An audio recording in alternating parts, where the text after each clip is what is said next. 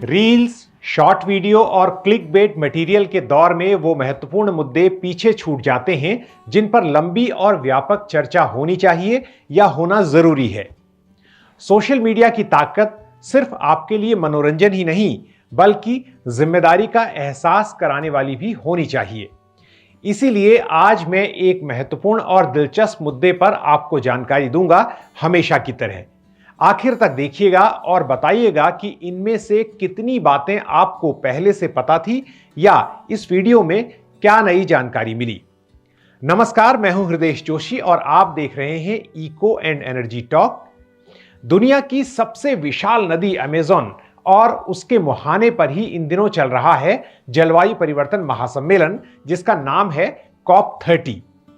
अगर आप जलवायु परिवर्तन सम्मेलनों के बारे में अधिक नहीं जानते हैं तो बता दूं कि यह हर साल होने वाला यानी वार्षिक सम्मेलन है जिसमें दुनिया के करीब 200 देश हिस्सा लेते हैं।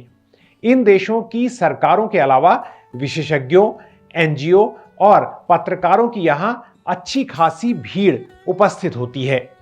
यहां यह याद दिलाना जरूरी है कि धरती के बढ़ते तापमान का मतलब सिर्फ गर्मी से नहीं है बल्कि उसके कारण बाढ़, लंबा सूखा, चक्रवाती तूफानों की बढ़ती संख्या और उनकी बढ़ती ताकत, और इस कारण गरीबी और असमानता की चोट, ये सब जलवायु परिवर्तन के ही परिणाम हैं।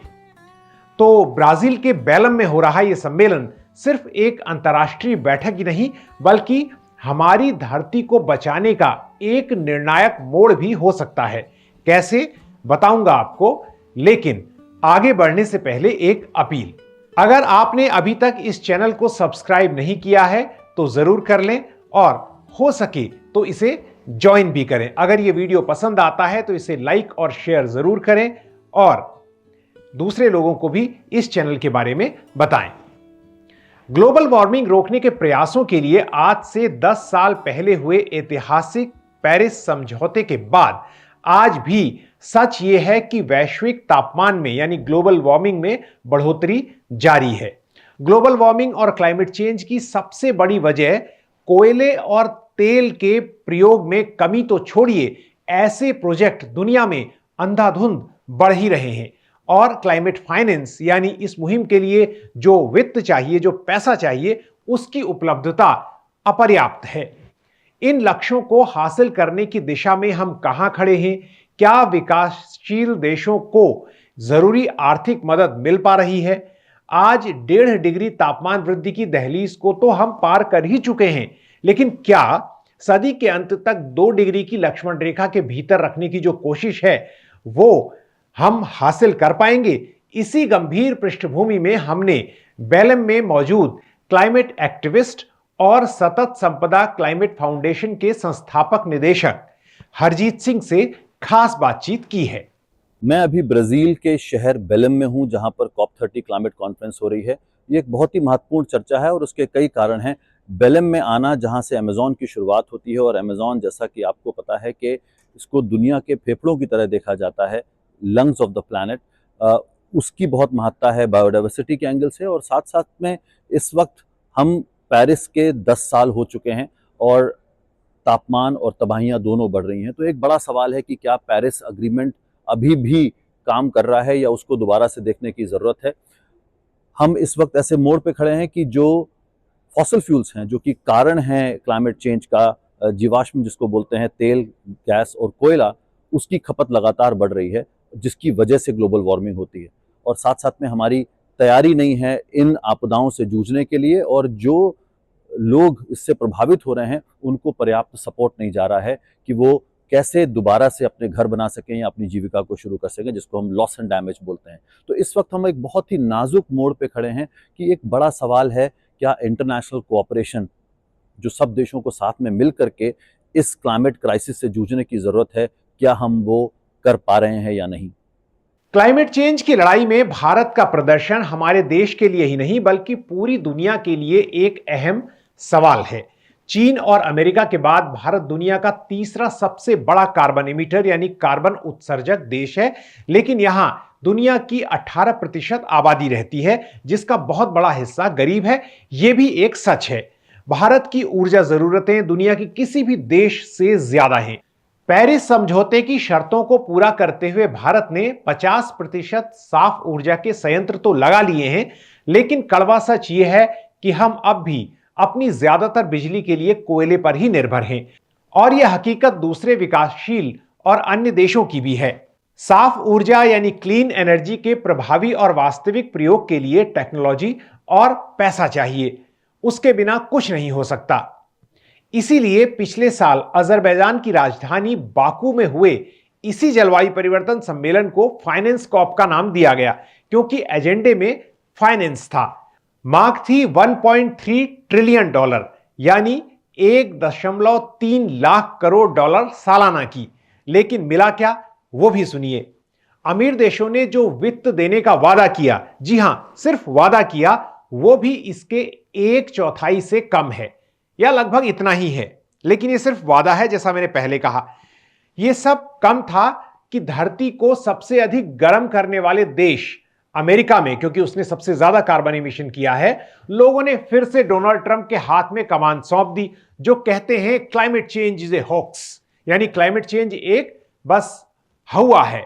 उनकी वापसी से एक बार फिर विश्व के कई विकसित देशों को क्लाइमेट डिनायल में जाने का बड़ा अच्छा मौका मिल गया है। इसके अलावा तेल और कोयले का व्यापार करने वाली बड़ी बड़ी कंपनियों के हौसले बुलंद हो गए हैं और क्लाइमेट एक्शन ठंडे बस्ते में जाता दिख रहा है, या कहिए कि ठंडे बस्ते में चला ही गया है।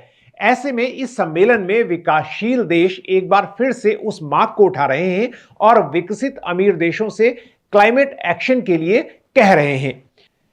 इस सम्मेलन से पहले जिस Baku to Belum road map की घोषणा की गई है, वो 5 मुख्य बिंदुओं पर केंद्रित है और इसी सिलसिले में क्लाइमेट फाइनेंस के लिए एक रणनीतिक खाका है। इस बारे में एक रिपोर्ट का लिंक मैं डिस्क्रिप्शन बॉक्स में आपको दूंगा।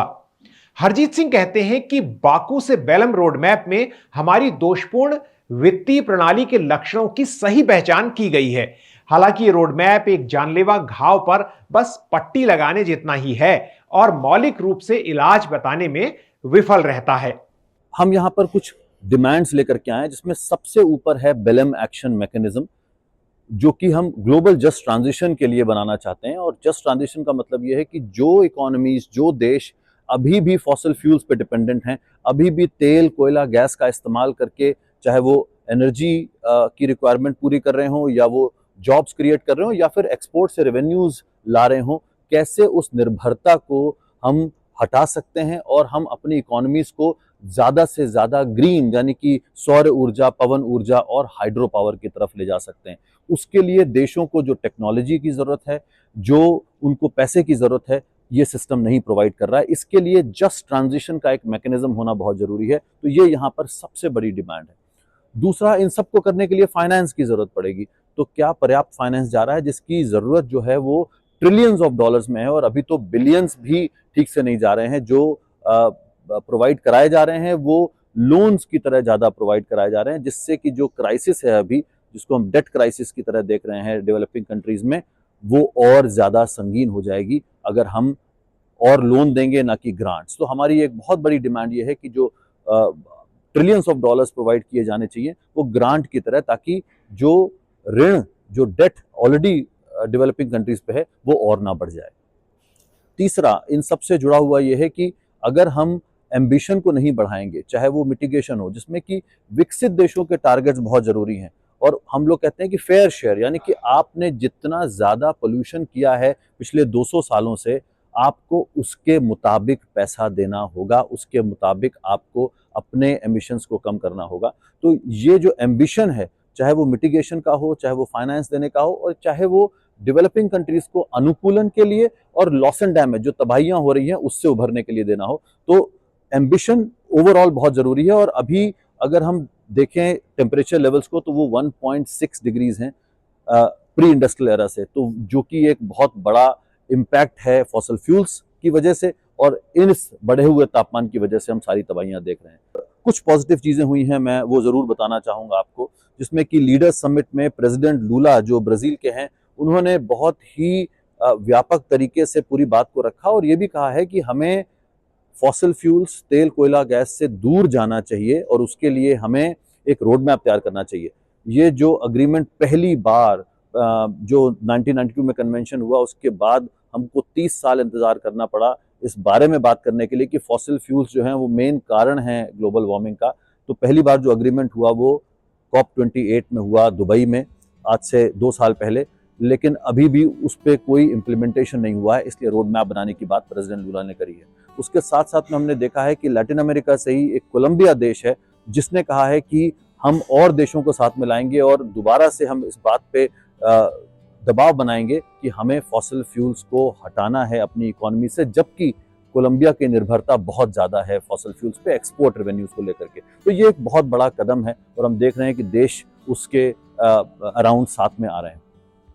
अभी बस कुछ ही टाइम पहले जब नेगोशिएशन शुरू हुए तो G77 एंड चाइना, यानी कि जो 134 देशों का ग्रुप है, उसने सिविल सोसाइटी की इस डिमांड, जो मैंने कहा बेलम एक्शन मैकेनिज्म को अपनाया है और कहा है कि अब हम इसको आगे लेके जाएंगे नेगोशिएशंस में, जो कि एक बहुत बड़ा कदम है। अगर डेवलपिंग कंट्रीज एक साथ रह करके डिमांड करेंगे कि जस्ट ट्रांजिशन पे एक नया मैकेनिज्म बनना चाहिए ताकि वो देश जिसमें कि भारत भी है फॉसिल फ्यूल से रिन्यूएबल एनर्जी की तरफ जाए, उसको किस तरह का इंटरनेशनल कोऑपरेशन सपोर्ट मिले, वो मैकेनिज्म बहुत ही कारगर साबित होगा। और वो अब तक एक बहुत बड़ा गैप रहा है जिस वजह से देश जो है वो ट्रांजिशन नहीं कर पा रहे हैं। तो यह स्पष्ट है कि जलवायु परिवर्तन से लड़ना एक गंभीर चुनौती है जो हर रोज बढ़ती ही जा रही है, और इस जंग से लड़ना तभी संभव है जब सभी देश वास्तविकता को स्वीकार करें। भारत जो अपनी बढ़ती अर्थव्यवस्था और नवीनीकरणीय ऊर्जा यानी रिन्यूएबल एनर्जी में बड़ी छलांग लगाने की क्षमता रखता है, इस वैश्विक समाधान में एक महत्वपूर्ण भूमिका निभा सकता है। जैसा कि हरजीत सिंह ने कहा, इसके लिए कोयले और तेल जैसे प्रोजेक्ट्स को कम करना होगा, असल में तो बंद करना होगा। बाजार आधारित समाधानों से आगे बढ़कर न्यायसंगत और अनुदान आधारित ग्रांट बेस्ड वित्त यानी फाइनेंस सुनिश्चित करना होगा। हमें यह आशा रखनी चाहिए कि आने वाली पीढ़ियों के लिए हम एक ऐसी दुनिया छोड़कर जाएं जो स्वच्छ हो और टिकाऊ यानी सस्टेनेबल हो, रहने लायक हो। आज के दिन आशावाद ही हमारा सबसे बड़ा हथियार है। इस वीडियो में इतना ही। जल्द ही एक नए वीडियो में आपसे फिर मुलाकात होगी। तब तक के लिए नमस्कार, जय हिंद।